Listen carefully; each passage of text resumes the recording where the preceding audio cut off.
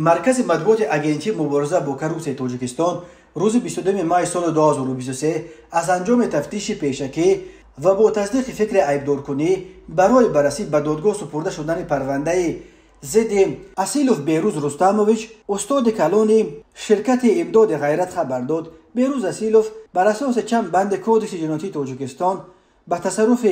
616,218 سومونی مبلغ‌های بزرگ به او باور کرده شده تشکیل کارخانه غیر قانونی، ساختکاری حجت‌ها و اجرا نکردن حکم دادگاه عیبدار می شود. مرکز مطبوعات اگنتی بدون ارائه تفصیلات زیاد در شرح این پرونده گفت اسیلوف بیروز رستمویچ در وظیفه استاد کلان شرکت امداد غیرت کار کرده در دوره فعالیت کاریش ضمن اجرای کارهای ساختمانی در مؤسسه تحصیلات میانه عمومی رقم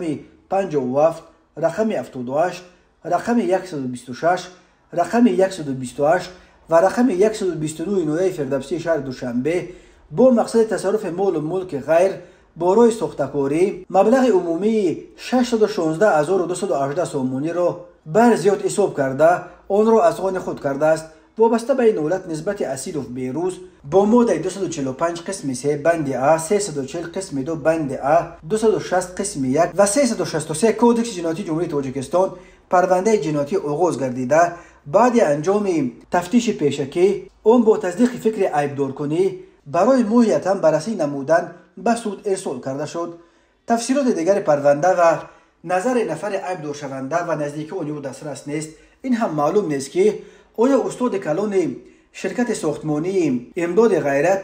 این همه پول را از ساختمان 5 مکتب پایتخت به تنهایی به جیب خود زده است و یا این تصرف مبلغ‌ها با مصلحت پیشکی با مسئولین این مکتب‌ها و رهبران اول شرکت صورت گرفته است. ترمیم مکتب‌ها و دیگر مؤسسه‌های دولتی در تاجیکستان از ساحه‌های از همه فسادزده به شمار می‌رود.